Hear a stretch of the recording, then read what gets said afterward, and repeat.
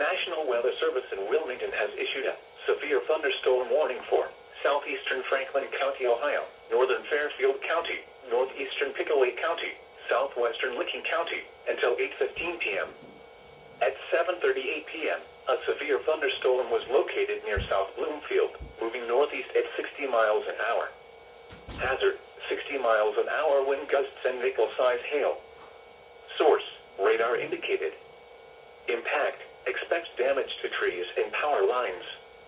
Locations impacted include Columbus, Reynoldsburg, Grove City, Gahanna, Pickerington, Bexley, Pawhuska, Canal Winchester, Groveport, Asheville, Baltimore, Buckeye Lake, Hebron, South Bloomfield, Millersport, Beechwood Trail, Summit Station, Fairfield Beach, Whitehall, and Etna.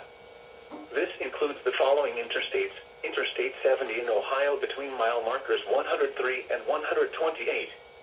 Interstate 71 in Ohio between mile markers 93 and 103.